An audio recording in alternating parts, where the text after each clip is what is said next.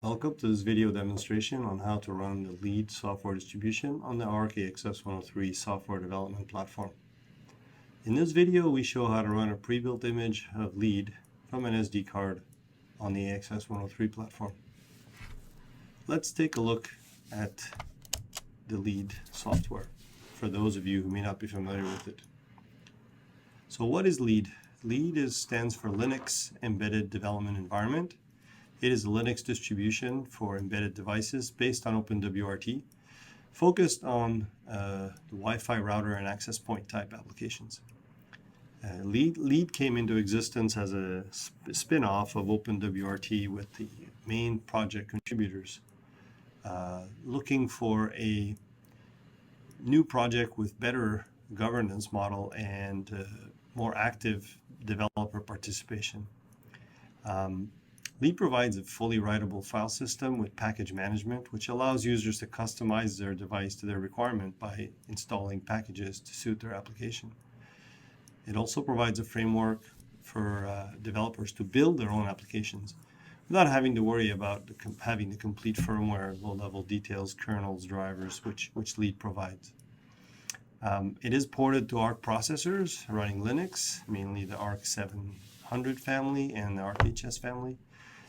Support on the AXS101 has a ARC 770 processor, and AXS103 features a ARC HS processor. The support is available directly from the upstream LEDE project, and again, a reminder that in this video we'll show you how to run a pre-built image of LEDE on the dual-core HS38 processor on AXS103. Users who want to build their own image can do so following our instructions, which I'll talk about in the next slide. So if we take a look at the development platform, the hardware requirements here are the ARC AXS103 software development platform. It's available from Synopsys. We use the TP-Link USB adapter with the picture of the commercial product shown there as our Wi-Fi interface. We use pre-built images from LEDE directly in the upstream project. I'll show you how to get these. And again, if you are interested in modifying or building the sources yourselves, we have full instructions at the link provided below. Looking at the board itself and the connections, from the top left we have the power connection going clockwise, the WAN connection, you have the USB adapter, you have the SD card containing our image, our bootable image, and the USB serial console. In the next part of the video, I'll show you how to run the application. The first step is to download the image that we will need. Click on the download section on the LEDE site. The snapshot targets, find the ARC HS38, and you see this image here, which is already pre-formatted with the FAT file system for the SD card. So you just need to click and download this image and unzip it onto your host. Now I have already done this, and I have already copied, I've already burned this image onto my SD card. And on Windows, I'm using Windows 7 host here. The way you do this is with this utility called Win32 Disk Imager. This is a free download, and which will essentially burn this image on your SD card and create the structure that you need for the board. We have our U-boot image and config files. So at this point, I'm going to go ahead and take my SD card out of my laptop and plug it into the board.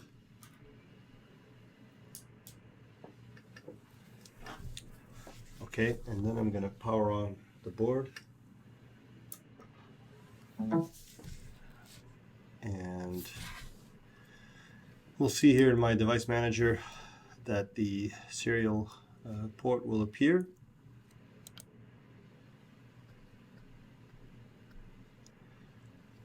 I apologize, things are a little bit slow here because I'm using 4K monitors and doing screen capture, which really seem to be giving the system a hard time.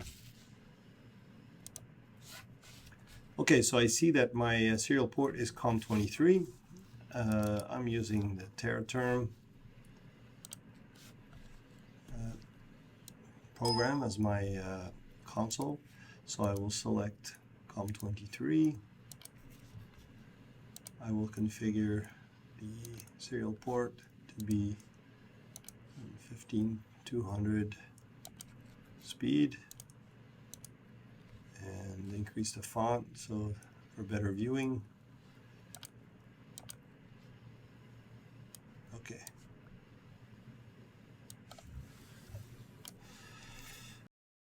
So now here we are at the console. While I was doing all these things, the board is already booted.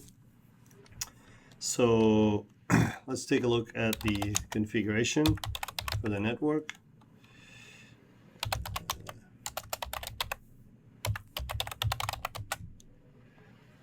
Make sure everything is as it should be. Everything looks okay. Let's take a look at the wireless configuration. You want to make sure that this disabled option is false, so it is in fact enabled.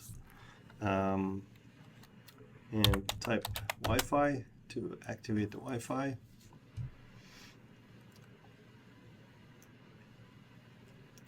And at this stage, connection is being set up. I'm going to check on the state of the interfaces.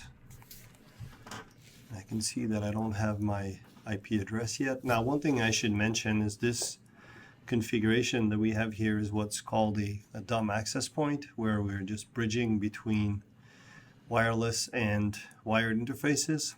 And the reason we do this is because of our internal restrictions with our environment here, but you can, of course, set up your router access point to be running DHCP, giving out addresses, and doing NAT as you would in a normal kind of home router application or business application.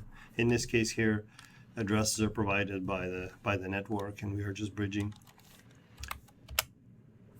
So I have now received the IP address for my router, and Wi-Fi should be up. If I go to my wireless connections, here it is. LEDE has appeared. So I will try to go ahead and connect to that. We don't need this anymore. We'll close this. And we bring up a browser window.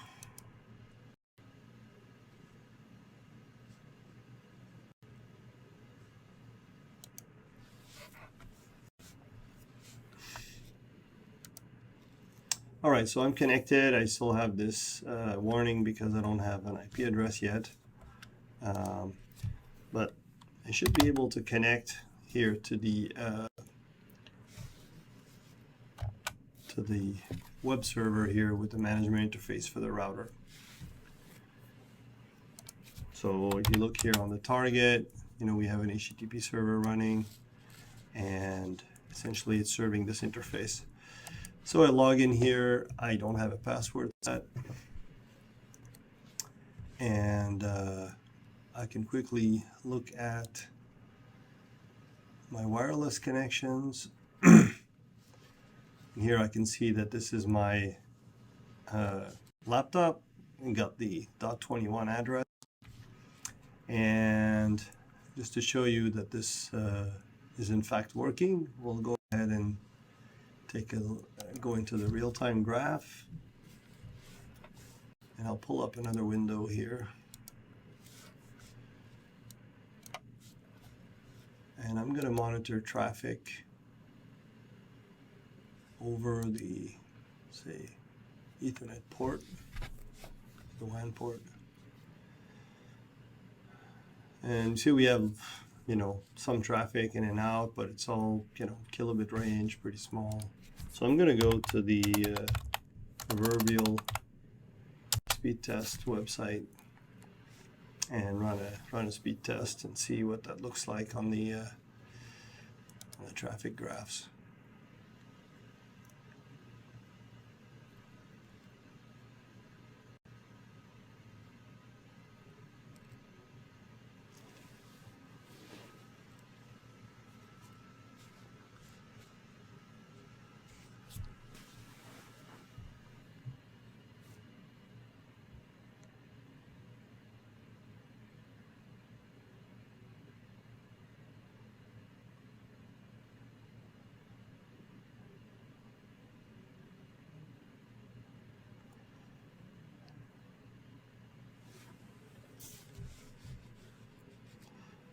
Again, everything is quite slow due to the screen capture.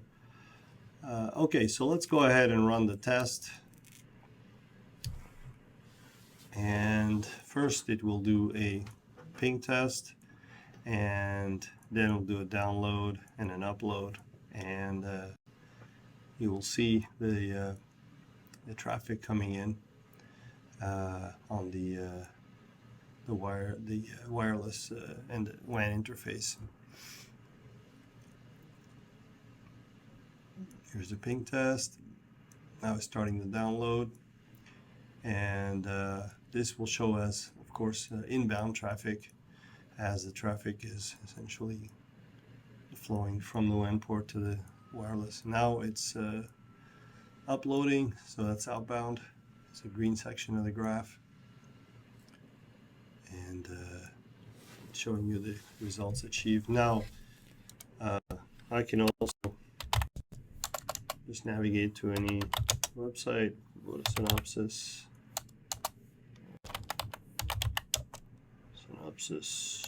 ARC.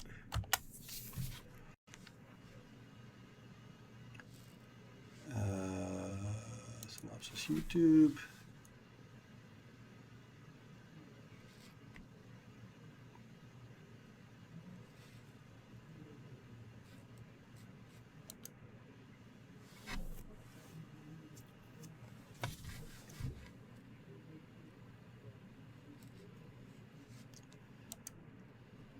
Go to ARC and EV processors, and you can watch any of those videos. I'm going to turn the sound off, just not distract from what we're doing, but we can go to our smart home demo application.